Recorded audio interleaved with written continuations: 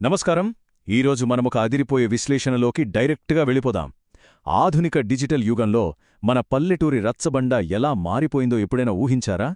ఆశ్చర్యమేంటంటే, ఒకే online వేదికపై అటు ప్రాచీన తెలుగు సాహిత్య చర్చలు, ఇటు లేటెస్ట్ ఆర్టిఫిషియల్ ఇంటెలిజెన్స్ ముచ్చట్లు, దానికి తోడు ఇంటర్నేషనల్ పాలిటిక్స్, ఇవన్నీ ఎంత అద్భుతంగా కలిసిపోయాయో మనమిప్పుడు డీకోడ్ చేద్దాం.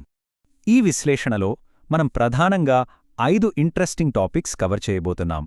అవేంటంటే ఆన్లైన్లో తెలుగు సాహిత్యం, సమస్యాపూరణం వర్సెస్ ఏఐ, పొలిటికల్ సెటైర్లు, అంతర్జాతీయ వార్తల విశ్లేషణ, ఇంకా ఈ బ్లాగర్ల మధ్య ఉన్న ఆత్మీయ అనుబంధాలు.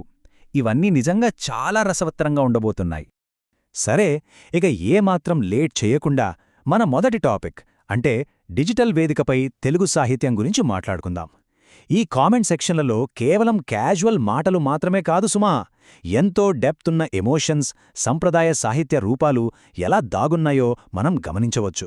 మీకు తెలుసా, ఇక్కడ చర్చ కేవలం మన లోకల్ కవిత్వానికే పరిమితం కాలేదు, గ్లోబల్ లిటరేచర్ కూడా ఇక్కడ భలే ట్రెండ్ అవుతోంది. ఉదాహరణకు నస్రిన్ ఖాన్ గారి కామెంట్ చూస్తే జపానీస్ కవితారూపమైన సెన్ర్యూ గురించి వారు ప్రస్తావించారు. ఇది దాదాపు హైకూ లాగానే ఉంటుంది.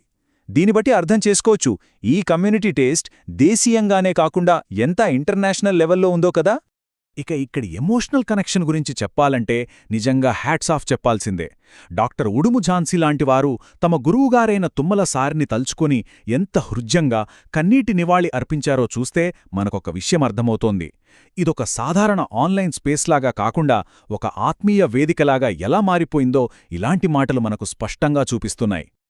ఇప్పుడు మనందరి మదిలో మెదిలే ఒక క్రేజీ క్వశ్చన్ ఏంటంటే, అత్యంత కఠినమైన ఎన్నో ఏళ్ల నాటి మన ప్రాచీన తెలుగు కవిత్వపు నియమాలను ఈ లేటెస్ట్ ఆర్టిఫిషియల్ ఇంటెలిజెన్స్ నిజంగా పట్టుకోగలదా?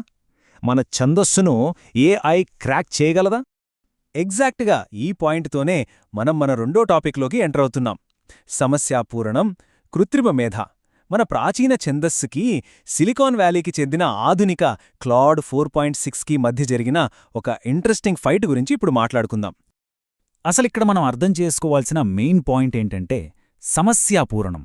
మీలో చాలామందికి తెలిసే ఉంటుంది, ఇది తెలుగు సాహిత్యంలో ఒక అల్టిమేట్ పజిల్ లాంటిది. ఏదో ఒక విచిత్రమైన లేదా పొంతనలేని లాస్ట్ లైనిచ్చి దానికి తగ్గట్టుగా పై 3 లైన్లని ఛందస్సు రూల్స్ ఏమాత్రం బ్రేక్ అవ్వకుండా రాయాలి.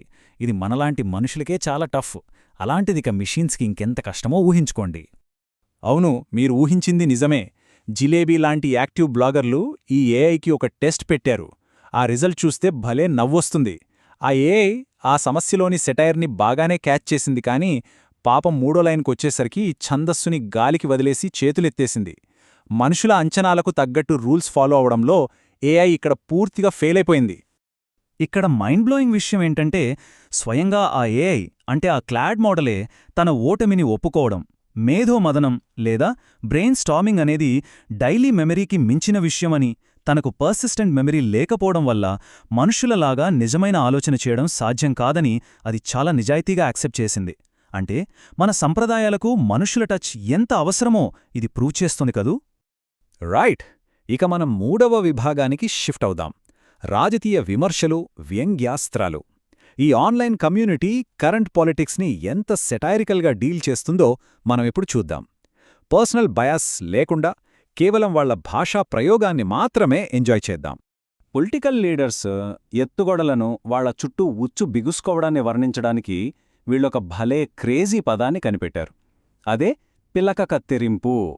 నాయకులకు ఎదురయ్యే లీగల్ ప్రాబ్లమ్స్ని పిలక కత్తిరింపు అనే రోజువారీ పదంతో వాళ్ళు చాలా ఫన్నీగా మార్చేశారు. శర్మగారి కామెంట్ చూస్తే మనకొక విషయం భలే ఉత్సుకతను రేకెత్తిస్తుంది. కేజ్రీవాల్ లేదా కేసీఆర్ లాంటి అగ్ర నాయకుల చుట్టూ జరుగుతున్న అత్యంత సీరియస్ రాజకీయ పరిణామాలను కూడా వీరు ఏమాత్రం ఫైర్ లేకుండా జస్టొక పిలక కత్తిరింపు ముచ్చటగా ఎలా మార్చేశారో గమనించారా? ఈ స్థాయిలో సెటైర్ వేయడం నిజంగా గ్రేట్ కదా. సరే, మన లోకల్ ముచ్చట్లయిపోయాయి కాబట్టి ఇప్పుడు 4వ విభాగం అంతర్జాతీయ వార్తలు, వాటి విశ్లేషణ గురించి మాట్లాడుకుందాం. ఈ డిజిటల్ రచ్చబండ కేవలం మన ఊరు రాజకీయాలకి పరిమితం కాలేదు సుమా, గ్లోబల్ జియోపాలిటిక్స్ని కూడా వదల్లేదు. ఉదాహరణకు ఇరాన్ ఇజ్రాయెల్ సంఘర్షణల సమయంలో శాంతి చర్చల కోసం ఇరాన్ పెట్టిన 10 డిమాండ్ల మీద ఇక్కడ జరిగిన డీప్ డిస్కషన్ చూస్తే మనం ఆశ్చర్యపోతాం. టెంపరరీగా కాకుండా పర్మనెంట్ కాల్పుల విరమణ, పశ్చిమాసియా నుంచి అమెరికా బేస్ల తొలగింపు, యుఎన్ రూల్స్ ప్రకారం అణు హక్కులు, ఇలాంటి బరువైన అంతర్జాతీయ టాపిక్స్ని వాళ్ళు కంప్లీట్గా డీకోడ్ చేశారు. ఇక్కడ ఇంకో బెస్ట్ పార్ట్ ఏంటంటే, ఇంటర్నేషనల్ ఇష్యూస్పై యూజర్లు ఎంత బ్యాలెన్స్డ్గా డిబేట్ చేస్తున్నారో మీరు చూడొచ్చు. విశేఖర్ గారు ఇరాన్ శాశ్వత శాంతిని కోరుకుంటోందని పాయింట్ పెడితే, దానికి పూర్తి భిన్నంగా మూల 2019 గారు అసలు చర్చలకు ముందే ఇరాన్ కాల్పుల విరమణను ఉల్లంఘించిందని లాజికల్గా వాదించారు. రెండు భిన్నమైన అభిప్రాయాలు ఒకే ప్లాట్ఫామ్ మీద ఇంత హెల్దీగా తటస్థంగా చర్చించుకోవడం నిజంగా మెచ్చుకోవాల్సిన విషయం. ఇక మనం ఫైనల్ అండ్ 5th సెక్షన్కి వచ్చేశాం. బ్లాగర్ల మధ్య ఆత్మీయ అనుబంధాలు. ఇన్ని రకాల వాదనలు, చర్చలు జరిగే ఈ వేదికకు అసలైన బలం ఇక్కడి సభ్యుల మధ్య ఉన్న ఒక ఫ్యామిలీ లాంటి బాండింగ్. అదేంటో చూద్దాం. వీళ్ల మధ్య ఉన్నది కేవలం డిబేట్స్ మాత్రమే కాదు, ఒకరి నాలెడ్జ్ని మరొకరు పెంచుకోవడంలో వీళ్ళెప్పుడూ ముందుంటారు. దానికి ప్రూఫ్ ఇదే.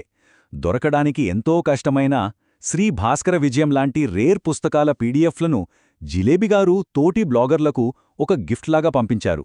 ఇలాంటి పనులే వాళ్ళ ఆత్మీయతను ఎంత గట్టిగా మార్చాయో కదా.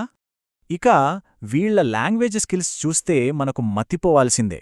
ఒక పక్క అత్యంత కఠినమైన సంస్కృత పదాలతో పద్యాలు రాస్తుంటారు. అలా రాస్తూనే సడన్గా సెకండ్లలో గేర్ మార్చేసి ఫేక్ బుక్ బతుకులాయే అంటూ పక్క ఇంటర్నెట్ వాడుక భాషలోకి దిగిపోతారు. ఈ కోడ్ స్విచ్చింగ్ లేదా భాషను ఇలా అద్భుతంగా మార్చి వాడటం నిజంగా అమోఘం. సో ఈ విశ్లేషణను ముగించే ముందు మనందరం ఆలోచించాల్సిన ఒక గొప్ప విషయముంది. డిజిటల్ ప్లాట్ఫామ్స్ మన ప్రాచీన భాషల స్వచ్ఛతను పాడు చేస్తున్నాయని చాలామంది అనుకుంటారు. కానీ ఇవన్నీ చూశాకేమనిపిస్తోంది? ఈ మోడర్న్ డిజిటల్ స్పేసెస్ మన భాషలో కాలానికి తగ్గట్టు అప్డేట్ అవ్వడానికి, ఎప్పటికీ సజీవంగా ఉండడానికి ఒక అద్భుతమైన క్యాన్వస్ని ఇస్తున్నాయని అనిపించట్లేదా? సంప్రదాయం మరియు సాంకేతికత కలిస్తే ఎంత బ్యూటిఫుల్గా ఉంటుందనడానికి ఇదే బెస్ట్ ఎగ్జాంపుల్. ఈ కాన్సెప్ట్ మీ అందరికీ నచ్చిందని అనుకుంటున్నాను. Thank you.